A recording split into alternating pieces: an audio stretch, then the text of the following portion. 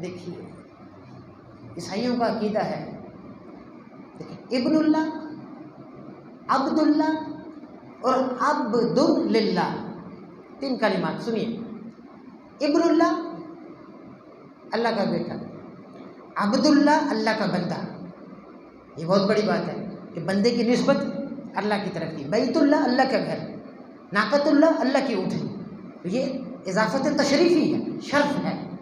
ऊँटनी की निस्बत अल्लाह की तरफ की, बैतुल्लाह घर की निस्बत अल्लाह की तरफ की, अब्दुल्ला बंदे की निस्बत अल्लाह की तरफ की। ये इसको कहते हैं इजाफत तशरीफ़ी, शर्फ है, बुजुर्गी है कि निस्बत अल्लाह की तरफ हो रही। तो अब्दुल्ला, फिर अब्दुल्लिल्लाह, अब्दुल्लिल्लाह, इसका मतलब है अल्लाह का कोई बंदा, छोटा सा बंदा, अल्लाह का कोई बंदा। तो ईसाइयों ने क्या किया, उन्होंने गुलू किया। कैसे कि ईसा अलैहिस्सलाम को अल्लाह का बेटा माना, अल्लाह ताला का बेटा करार दे दिया। तो कुरान इसकी नफ़ी करता है, कुरान इसकी नफ़ी करता है कि लयस्तन के फलमसीह यकूना अब्दुल्लाही अब्दुल्लिल्लाही वलल मलाइकातुल मुकर्रबून। ईसा अलैहिस्सलाम तो इस बात में भी आर नहीं समझते कि उनको अल्लाह ताला का तो छोटा सा बंदा कह दिया जाए, यानी अब्दुल्ला भी नहीं, इब्नुल्लाह तो वो नहीं है, यानी अब्दुल्ला भी नहीं, यानी अब्दुल्लिल्लाह, यानी अल्लाह का एक बंदा, छोटा सा बंदा, इसमें भी आर नहीं समझते। और तुमने उनको अल्लाह ताला का बेटा बना डाला, तुमने उनको अल्लाह का बेटा बना डाला। वो तो अल्लाह का एक छोटा सा बंदा भी अपने आप को समझने में आर नहीं समझते, तो तुमने उसको अल्लाह ताला का बेटा बना डाला। गुलू, सारे मसाइल शिरकी अकायद बिदआत यहाँ से पैदा होते हैं, याद रखें। गुलू से एक तनकीस होती है और एक गुलू होता है, इन दो बातों को समझ लें। तनकीस कहते हैं किसी को उसके मकाम से नीचे गिरा देना, किसी को उसके मकाम से नीचे गिरा देना, ये तनकीस है। और गुलू कहते हैं किसी को उसके असल मकाम से बढ़ा देना। जैसे ईसा अलैहिस्सलाम अल्लाह के बंदे हैं, अल्लाह के रसूल हैं, उनको इला बना देना, उनमें खुदाई सिफात मान लेना, ये शिर्क है, ये शिर्क फिस ज़ात है, ये शिर्क फिस ज़ात है, अल्लाह की ज़ात में शिर्क। इसी तरह से यहूदियों ने शिर्क किया, उज़ैर अलैहिस्सलाम को अल्लाह का बेटा बना दिया, ये भी शिर्क फिस ज़ात है। तो गुलू किया, और गुलू किस वजह से होता है, गुलू किस वजह से होता है, ये कुरान ने खुद जिक्र किया। कुरान ने इसको जिक्र किया, या अहलल किताब ला तग़लू फ़ी दीनिकुम वला तक़ूलू अलल्लाहि इल्लल हक़। अहले किताब अपने दीन में गुलू ना करो, हद से ना बढ़ो, और अल्लाह ताला के मामले में हक़ के सिवा कोई बात मत कहो। हक़ कहो अल्लाह ताला के मुतल्लिक़, अल्लाह के बारे में जो सच्ची बात है सिर्फ वो कहो। तो जो लोग अल्लाह ताला के बारे में जो अल्लाह उसके रसूल ने बयान किया है उसको छोड़कर अपनी आरा बयान करते हैं, अपने अकायद मंसूब करते हैं, अपनी बातें मंसूब करते हैं, इधर से दीन में बिगाड़ पैदा होता है, इधर से दीन में शिर्क पैदा होता है, और बिदआत जो सी है वो जन्म लेती है। कि जो लोग अल्लाह और उसके रसूल ने जो तालीमात दी हैं उसको छोड़कर वो अपनी बातें करते हैं, अपना अकीदा बयान करते हैं, यहाँ से शिर्क पैदा होता है, यहाँ से गुलू पैदा होता है। फिर फरमाया या अय्युहन्नास क़द जाअकुम बुरहानुम मिन रब्बिकुम व अंज़लना इलैकुम नूरम मुबीना। कैसी खूबसूरत बात की, या अय्युहन्नास है लोगों, क़द जाअकुम बुरहानुम मिन रब्बिकुम, बेशक तुम्हारे पास एक दलील बुरहान आई है, मिन रब्बिकुम, तुम्हारे रब की तरफ से। देखिए बुरहान, अल्लाह ताला इंसान की तरबियत कर रहा है, कुरान तरबियत करता है। यहाँ पर यह नहीं फरमाया, फरमाया मिन रब्बिकुम, मिन अल्लाह ही नहीं फरमाया, मिन रब की सिफत यहाँ जिक्र की है। क्या लोगों तुम्हारे पास बुरहान तुम्हारे परवरदिगार की तरफ से आई है, रब की तरफ से आई है, वो जो तुम्हें पालने वाला है, तुम्हारी तरबियत करने वाला, तुम्हारी परवरिश कर रहा है। इस कुरान के ज़रिए तरबियत हो रही। अल्लाह ने कलाम नाजिल किया इंसान की तरबियत के लिए। माँ बाप भी क्या तरबियत करते हैं ना, माँ बाप से मोहब्बत करते हैं, कैसी बात है, अल्लाह से मोहब्बत नहीं करते। अल्लाह ताला ने हमारी परवरिश के वो सामान मुहैया किए जो किसी और ने नहीं किए। तरबियत रब कहते हैं वो ज़ात जो इंसान की परवरिश के वो सामान मुहैया करे जो इब्तदा से लेकर उसको हद्दे कमाल तक पहुंचा दे। इब्तदा से तरबियत और परवरिश के सामान लेकर उसको हद्दे कमाल तक पहुंचा दे। ये सिवाय अल्लाह के कोई भी नहीं कर सकता, ये सिवाय अल्लाह की ज़ात के कोई भी नहीं कर सकता। तो अल्लाह ने कुरान नाजिल किया हमारी तरबियत के लिए, नबी के ज़रिए तरबियत होती है। उस अल्लाह को हम कुछ नहीं जानते, उससे हमारा कोई ताल्लुक नहीं, उसकी किताब पढ़ना समझ खोलना पसंद नहीं करते, उसे सीखना पसंद नहीं करते, उसे समझना पसंद नहीं करते। ये ताल्लुक है हमारा। खुद आगे अगला जुमला, वअंज़लना इलैकुम नूरम मुबीना, और हमने तुम्हारी तरफ नूरम मुबीना, नूर नाजिल किया। नूर की सिफत मुबीना, नूर की सिफत मुबीना जिक्र की। ये मुबीना ये कौन सा कलीमा है? मियाँ बीवी में जब तलाक होती है, जब तलाक बायना हो जाती है, बायना लफ्ज़ बोलते हैं ना, बायना का मतलब मुकम्मल जुदाई होगी, अब ये आपस में मिल नहीं सकते, अब ये दोनों आपस में मिल नहीं सकते। तो नूर मुबीना, ऐसा नूर अल्लाह ताला ने नाजिल किया। इसकी मिसाल फिर समझ आएगी आपको। एक रास्ता है, अंधेरा है, गहरा अंधेरा है, मामूली सी रोशनी हो तो फिर काम नहीं चलता। मामूली सी भी रोशनी हो, मुमकिन है उसमें सांप हो, बिच्छू हो, बारीक चीज़ें हो, दिखाई ना दे, उससे गुजारा नहीं होता। अंधेरा गहरा है, उसके लिए वाज़ेह रोशनी चाहिए कि जिससे मामूली सा हचरा भी दिखाई दे। तो अल्लाह ताला ने हमारी हिदायत का जो सामान किया है, इतना वाज़ेह रास्ता है, इतनी वाज़ेह, इतना रोशनी इतनी वाज़ेह है कि अंधेरा और उजाला बिल्कुल बायना है, जुदाई है उनमें, अलग अलग कर दिया अंधेरे और रोशनी को। ये नाजिल की है रोशनी अल्लाह ताला ने हमारे लिए, कि हिदायत को बिल्कुल वाज़ेह कर दिए। अंज़लना इलैकुम नूरम मुबीना, और हमने उतारा तुम्हारी तरफ बिल्कुल वाज़ेह नूर, वाज़ेह रोशनी, वाज़ेह हिदायत उतारी है। लेकिन हम लोग अपनी आंखें बंद किए हुए हैं, अपने कान बंद किए हुए हैं, हिदायत की बात नहीं सुनते। हिदायत हमारे कानों में नहीं पड़ती, आंखों से देख नहीं पाते हैं उस हिदायत को। इसमें या अय्युहल्लज़ीना आमनू औफ़ू बिल उक़ूद, कौलो करार पूरा करो, जो अहद करो उसे पूरा करो, जो अहद करो उसको पूरा करो। अहद जैसे एक रस्सी है, उसके दो किनारे, एक तरह से एक आदमी ने पकड़ा, एक तरह से एक आदमी ने पकड़ा, ये कौल हो गया। ये अकूद, अक़द, निकाह होता है ना, तो बंधन है जिसमें दो मर्द औरत बंधे जाते हैं। तो कौलो करार आदमी का अल्लाह ताला के साथ है या बंदों का बंदों के साथ, उसे पूरा करना ज़रूरी है, उसको पूरा करना ज़रूरी है, उस पर साबित कदम उतरना ज़रूरी है। इसी तरह से फरमाया तावनु अलल बिर्रि वत तक़वा, तावनु अलल बिर्रि वत तक़वा, बड़ी खूबसूरत बात की, बड़ा खूबसूरत तबसरा इस पर एक मुफस्सिर ने किया। नेकी, बिर और तकवा के कामों में एक दूसरे के साथ ताउन करो।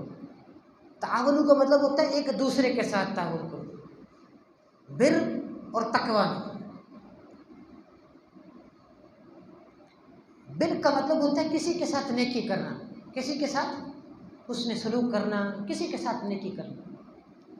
और तकवा का मतलब होता है गुनाह से बचना, बुराई से बचना, अल्लाह का डर दिल में है, गुनाह से बचना और लोगों के साथ अच्छा सलूक करना। यानी तकवा ये है, तकवा में अल्लाह की खुशनुदी है। वाफित तकवा रिज़ल्लाह, तकवा में अल्लाह ताला की खुशनुदी है और बिर में लोगों की खुशनुदी है। तकवा में, तकवा के इख्तियार करने से अल्लाह खुश होता है और बिर के इख्तियार करने से लोग खुश होते हैं। तो फरमाया तम्मा तम्मत सआदत हो, उसकी सआदत मुकम्मल हो जाती है। और आदमी को क्या चाहिए? अल्लाह भी खुश हो जाए और दुनिया में लोग भी खुश हो जाए, तो और आदमी को दुनिया में क्या चाहिए? तो तावनु अलल बिर्रि वत तक़वा, नेकी के कामों में और तकवा में एक दूसरे से तावन करो, एक दूसरे से तावन करो। फरमाया ताअमुल लज़ीना उतुल किताब मिन हिल्लुल लकुम, अहले किताब का खाना तुम्हारे लिए हलाल है। यहूद और नसारा का जो खाना है उनका ज़बिया हमारे लिए हलाल है, हमारा खाना उनके लिए हलाल है। उनकी ख़वातीन हमारे लिए हलाल है, मतलब ये कि किसी किताबी औरत से, जो ईसाई औरत से निकाह कर लेना जायज़ है, लेकिन हमारी लड़की का, हमारी औरत का उनसे निकाह जायज़ नहीं है। ये किसी मुस्तशरिक ने एतराज़ किया। अभी जब खाना दोनों का एक जैसा है, वो हमारा ज़बिया खा सकते हैं, हम उनका ज़बिया खा सकते हैं, ये जायज़ है, ये बराबर है। उसने कहा कि हमारी खातून की शादी आपके मर्द के साथ हो सकती है, तो आपकी शादी, आपकी लड़की क्यों नहीं हमारे घर में आ सकती? इसके कई जवाब दिए गए, लेकिन एक बड़ा खूबसूरत जवाब मुसलमानों की तरफ से जवाब कि हमारी जो लड़की है वो ईसा अलैहिस्सलाम पर ईमान रखती है कि वो अल्लाह के बंदे हैं, अल्लाह के रसूल हैं, अल्लाह के बेटे नहीं हैं, वो अल्लाह के बंदे हैं, अल्लाह के रसूल हैं, और किताब व सुन्नत में जो तालीमात ईसा अलैहिस्सलाम के मुतालिक है उस पर यकीन रखती है एक मुसलमान बच्ची, एक मुसलमान औरत। लेकिन तुम्हारी लड़की, तुम्हारी खातून, वो ईसा अलैहिस्सलाम को मानती है, लेकिन मोहम्मद रसूलुल्लाह सल्लल्लाहु अलैहि वसल्लम को नबी नहीं मानती। इसलिए तुम्हारी लड़की आ सकती है, लेकिन हमारी लड़की तुम्हारी तरफ नहीं जा सकती, उसका निकाह तुम लोगों के साथ नहीं हो सकता, इसलिए कि तुम लोग नबी अलैहिस्सलाम पर यकीन नहीं रखते और उनकी रिसालत पर ईमान नहीं रखते। हम तमाम नबियों को मानते हैं, हम सब नबियों पर यकीन रखते हैं, सब नबियों को मानते हैं, इस हैसियत से कि नबी अपने अपने वक्त में आए और उन्होंने दीन को फैलाया। कुरान कहता है ला यजरिमन्नकुम शनआनु कौमिन अला अल्ला तादिलु इदिलु हुवा अक़रबु लित्तक़वा। कैसी अजीब बात की कुरान ने। कुरान दुश्मनी के भी आदाब जिक्र करता है। देखिए, मैदानी जंग में तलवार चलती है, खून बहता है, कत्ल वारत होती है, लेकिन इस्लाम ने उसके भी आदाब और रसूल बयान किए। किसी औरत को नहीं मारना, किसी औरत को कत्ल नहीं करना, बच्चे को कत्ल नहीं करना, बूढ़े को कत्ल नहीं करना, मजदूर जो लड़ नहीं रहे हैं उन्हें कत्ल नहीं करना, उन्हें कत्ल नहीं करना। यहाँ ये फरमाया कि किसी दुश्मन की दुश्मनी, उसकी अदावत तुम्हें जुल्म करने पर आमादा ना करे, कि तुम इंसाफ को छोड़ दो, कि तुम इंसाफ को छोड़ दो। हमारे यहाँ जो इख्तलाफात पैदा होते हैं, इन इख्तलाफात का ये मतलब नहीं है कि कोई शख्स आ जाता है दूसरी जमात से तो हम उसको पानी भी ना पिलाएं, उसका पानी रोक दें, उसका पानी रोक दें, उनके बच्चों पर जुल्म करें, ये तालीम इस्लाम ने नहीं दी। दुश्मन के साथ ये सलूक नहीं करना, दुश्मन के साथ इस किस्म का सलूक नहीं करना। अजीब बात की नमाज के बारे में कुरान कहता है वक़ाल अल्लाहु इन्नी माअकुम लइन अक़मतुम सलात। अल्लाह ताला ने फरमाया बेशक मैं तुम्हारे साथ हूँ अगर तुम नमाज कायम करोगे। छोटा सा अजीब सा तबसरा, तुकुम सलात, तू नमाज कायम कर, तुम नमाज को सही रखो। अकिम लहू हयातका, तो किम सलातका अकिम लहू हयातका, तू अपनी नमाज दुरुस्त कर ले, मैं तेरी ज़िंदगी को दुरुस्त कर दूँगा। तू अपनी नमाज सही कर ले, ये अल्लाह ताला का वादा है, तू अपनी नमाज को सही कर ले, मैं तेरी हयात को, तेरी ज़िंदगी को सही कर दूँगा। अब हमें अल्लाह के वादों पर यकीन नहीं है, उसके रसूल के वादों पर यकीन नहीं है। ये कैसा ईमान है कि अल्लाह के वादों पर यकीन नहीं है, अल्लाह के रसूल के वादों पर यकीन नहीं है, तो किसके वादों पर यकीन करते हैं? अल्लाह और उसके रसूल को छोड़कर जिनके वादों पर भी हम यकीन करते हैं, याद रखें वो ईमान के मुनाफी है, ईमान के मुनाफी है। अल्लाह और उसके रसूल से बढ़कर किसकी सच्ची बात हो सकती है? उनकी बातों को नहीं मानते, उनके वादों पर यकीन नहीं करते। मूसा अलैहिस्सलाम यहूदी बड़े गुस्ताख बदतमीज़ थे। मूसा अलैहिस्सलाम जो कहते कालू या मूसा इन्ना फ़ीया कौमन जब्बारीन। मूसा अलैहिस्सलाम ने कहा कि हमारा वतन नहीं है, ये वो शाम हमारी सरजमीन है, मुझे कौम है, आओ चलो हम जिहाद करते हैं उनके साथ। अमालिक का कौम बड़ी ताकतवर थी उस ज़माने की। कहा या मूसा, इस तरह से बात करते थे। हम उलमा का नाम नहीं लेते, बड़े एहतराम से बात करते, या शेख, या शेख, और मौलाना साहब, तमीज़ से अदब से बात करते। कहते या मूसा इन्ना फ़ीया कौमन जब्बारीन। मूसा अलैहिस्सलाम जो कहते हैं मूसा उसमें बड़े जाबिर लोग हैं, मजबूत लोग हैं, ना लन नदखुलहा हत्ता यखरुजू मिनहा, हम उसमें दाखिल नहीं हो सकते जब तक कि वो वहाँ से निकल ना जाए। फ़इन यखरुजू मिनहा फ़इन्ना दाखिलून, वो निकल जाएंगे तो फिर हम आएंगे, वो वहाँ से निकल जाएंगे फिर ही हम आ सकते, वैसे हम वहाँ नहीं जा सकते। तो ये हालत थी, कुरान क्यों जिक्र करता है मूसा अलैहिस्सलाम का वाक़या बार बार? तो उनकी कौम बड़ी सरकश थी, उनको सबात का मुजाहरा करना पड़ा। हम अपनी ज़िंदगी में साबित कदम रहें, हम अपनी ज़िंदगी में दुनिया में जो नशेब व फराज आते हैं उससे घबराएं ना, इस्लामी तालीमात पर सबात का मुजाहरा करें। अहले ईमान अल्लाह और उसके रसूल की जो तालीमात हैं उस पर डट कर रहे हैं। उसके डटने के लिए, इस्तिकामत के लिए जिस इल्म की ज़रूरत है उसको हासिल करें, ताकि सबात और जमाओ आसान हो जाए, ताकि इस्तिकामत जो है वो आसान हो जाए। वो किस सूरत में होगी? हसूल इल्म के साथ होगी। उन लोगों में जा बैठे जो लोग साहिब इस्तिकामत हैं, उन लोगों में जा बैठे। फिर बयान किया वतलु अलैहिम नबा अब्ने आदम बिल हक़। तारीख़ गलत नहीं बयान करनी चाहिए। अल्लाह ताला ने फरमाया आप तिलावत कीजिए इनके सामने आदम अलैहिस्सलाम के 2 बेटों का किस्सा हक़ के साथ, काबिल हबील का वाक़या सही तरीके से बयान कीजिए। मुअर्रिख़ के लिए ज़रूरी है कि वो सही तारीख़ बयान करे। अब एक मुअर्रिख़ 100 साल के बाद पैदा हो रहा है और पिछली 100 साल तारीख़ मुरतब कर रहा है। यही वजह कि तारीख़ में बहुत ज़्यादा रत्ब याबस है। हदीस की कान छांट के असूल जो मुहद्दिसीन ने मुरतब किए हैं, जो एहतियात हदीस में की गई है, हदीस की कान छांट में, वो तारीख़ी रवायात में नहीं है। वो तारीख़ी रवायात में की एहतियात नहीं की गई। वो कि अब इस पर कोशिश हो रही है, अहले लोग काम कर रहे हैं। तो कुरान जिक्र करता है वतलू अलैहिम नबा इब्ने आदम बिल हक़। आप आदम अलैहिस्सलाम के दोनों बेटे काबिल हाबिल का किस्सा सही सही बयान कीजिए, हक़ के साथ बयान कीजिए। काबिल ने हाबिल को कत्ल कर दिया, काबिल ने हाबिल को कत्ल किया। अब समझ नहीं आ रही थी कि क्या करे, भाई को कत्ल कर दिया। फबअसल्लाहु गुराबन यबअसु फिल अर्ज़ लियुरियहु कैफ़ युवारी सवअत अख़ीही। अल्लाह ताला ने कव्वा भेजा, वो ज़मीन को कुरेद रहा था ताकि अपने कव्वे, दूसरे कव्वे भाई को मिट्टी में दबा दे, दफना दे। अजीब बात यहाँ से साबित होती है। एक बात ये साबित होती है कि इल्म किसी से भी सीखा जा सकता है। हिकमत मोमिन की गुमशुदा चीज़ है, कहीं भी से भी वो हासिल कर सकता है। तो काबिल ने उस कव्वे को देखकर सीखा। उसको समझ नहीं आती थी अपने भाई के साथ अब क्या करूं, मार तो दिया उसको। तो कव्वे को देखा कि वो ज़मीन को कुरेद रहा है और फिर उसने अपने कव्वे को, दूसरे साथी को, कव्वे को यानी दफना दिया। इस तरह से काबिल ने हाबिल को देखा और फिर दफना दिया, मिट्टी में दबा दी। तो इल्म जहाँ से भी मिले सीखना जायज़ है। कुफ़ार से इल्म सीखना जायज़ है। या अय्युहल्लज़ीना आमनू इत्तक़ुल्लाह वब्तग़ू इलैहिल वसीला। ईमान वालों, अल्लाह से डरो और अल्लाह ताला की तरफ वसीला तलाश करो। क्या मतलब वसीले के? बड़ी सादी सी ज़ुबान में आपको समझाता हूँ वसीला क्या चीज़। कहते हैं जी छत पर चढ़ने के लिए सीढ़ी की ज़रूरत है। बात तो सही, छत पर तो कोई आदमी सीढ़ी के ऊपर चढ़ नहीं सकता। छत पर चढ़ने के लिए सीढ़ी की ज़रूरत है, ठीक है बिल्कुल। अब किससे पूछें, कौन बताएगा कि छत पर चढ़ने के लिए सीढ़ी की ज़रूरत है? ये छत वाला बताएगा ना, कभी सीढ़ी लगाओ फिर ऊपर चढ़ जाओ।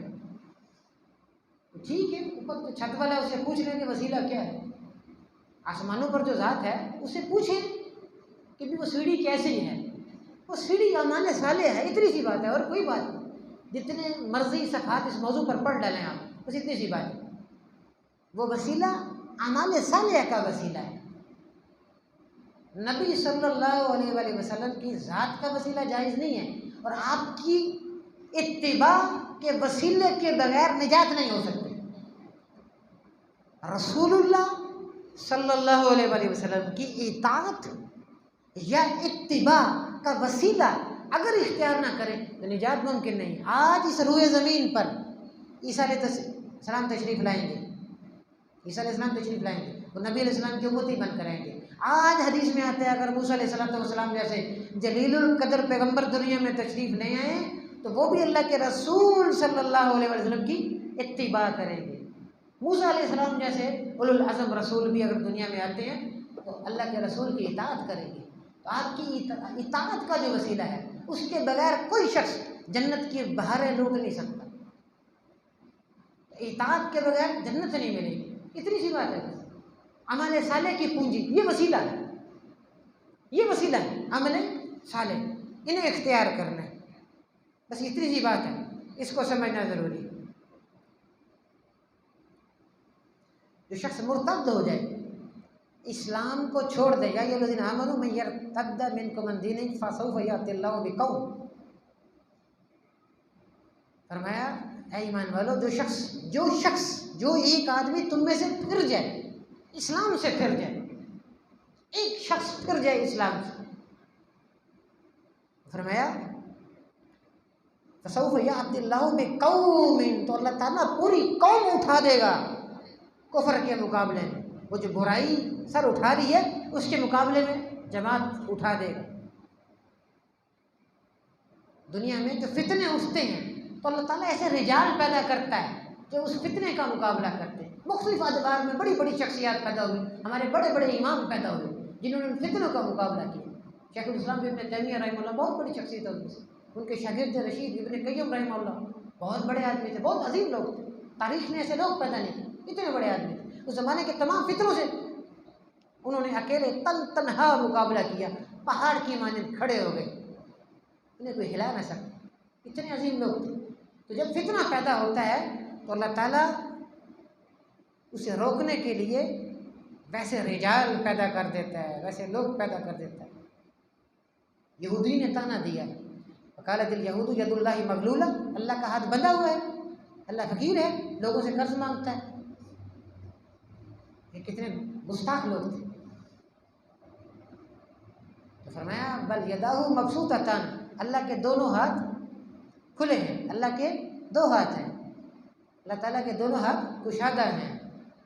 अल्लाह ताला ने उन पर ऐसा मर्ज नाजिल किया कि आज दुनिया की बखील तरीन कौम यहूदी है, दुनिया की बखील तरीन कौम यहूदी है। याद रखिए, पूरी दुनिया आज बैंकिंग के निज़ाम में जकड़ी हुई है, सूद में जकड़ी हुई है, पूरी दुनिया सूदी निज़ाम में जकड़ी हुई। इसके पीछे कौन है?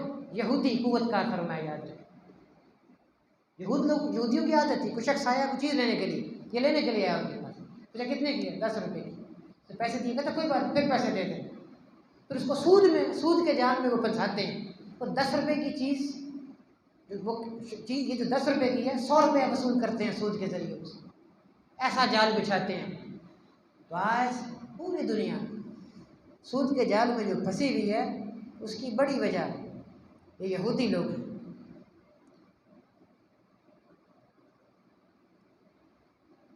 आखिरी बात करूँ, बड़ी खूबसूरत कुरान ने दलील दी। कुरान बड़ी आम दलीलें देता है। कुरान करीम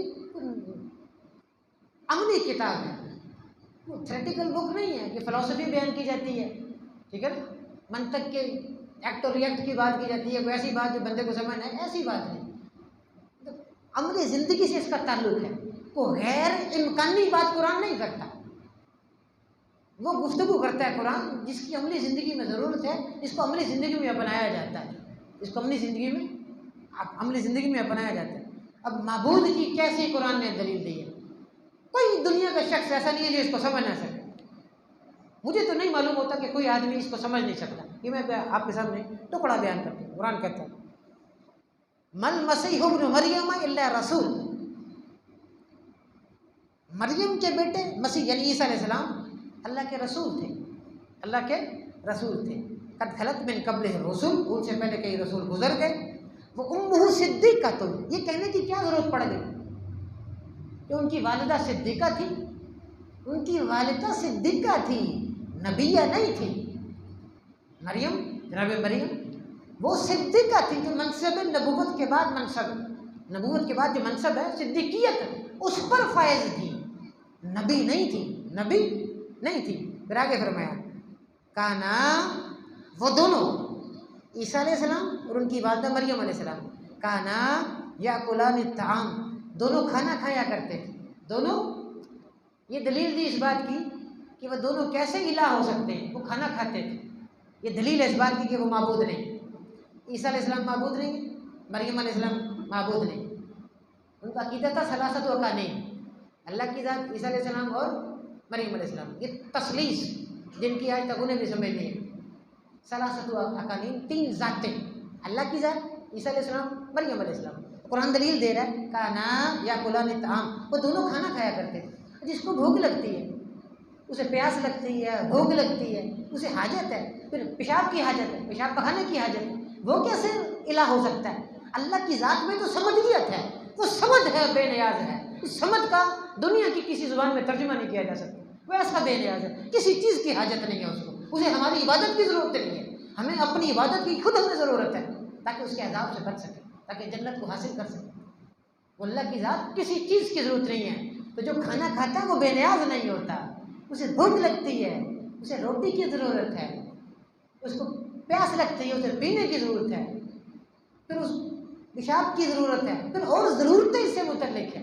तो ज़्यादा खा ले वो बीमार हो सकता है, तो ज़्यादा पी ले वो बीमार हो सकता है, उसे फिर इलाज मुआवजे की ज़रूरत है। कई ज़रूरियात इनसे मुंसलिक है।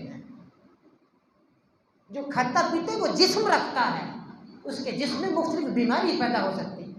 बीसियों ज़रूरतें और एहतियाजात इससे मुंसलिक है। जो खाता पीता है वो कैसे माबूद हो सकता है? कैसी सादी सी दलील दी है कुरान ने, कैसी अजीब दलील और खूबसूरत दलील दी है। कोई शख्स ऐसा नहीं है जो इसको समझ ना सके। जो माबूद है, इस मौजू पर बात करेंगे, इलाह के मौजू पर इंशाल्लाह सुबह के दुरूस में गुफ्तगू होगी कि इलाह किसे कहते हैं, इलाह किसको कहते हैं। अल्लाह की ज़ात बड़ी खूबसूरत है। हम मुसलमान बहुत बदकिस्मत है इस एतबार से कि तारुफ हासिल नहीं अल्लाह का, अल्लाह को जानते नहीं हैं। कितनी बदकिस्मती है उस शख्स के लिए तो जो इस दुनिया से रुखसत हो जाता है और अल्लाह का तारुफ हासिल नहीं करता। अल्लाह ताला से ज़्यादा हसीन और जमील कौन सी ज़ात हो सकती है? अल्लाह बहुत हसीन है, बहुत जमील है, लेकिन तारुफ की ज़रूरत है, उसकी मारिफत की ज़रूरत है, पहचान की ज़रूरत है कि ताल्लुक़ पैदा हो, वो शनासाई हो अल्लाह ताला से। इस दुनिया में इसको हासिल नहीं किया तो कुछ भी हासिल नहीं किया, याद रखें। अंबिया सबसे ज़्यादा अल्लाह की पहचान रखते हैं, सबसे ज़्यादा मार्फत नबियों को अल्लाह ताला की होती है, इसलिए मांगते हैं, राज़ो नियाज करते हैं, गिड़गिड़ाते हैं अल्लाह ताला के सामने। नबी अलैहिस्सलाम की बड़ी अजीब दुआएं हैं, जाने मैं कमज़ोर हूँ फ़क़व्विनी, तो मुझे ताकत दे दे, मुझे मजबूत बना दे। तो ये दुआएं मांगते हैं।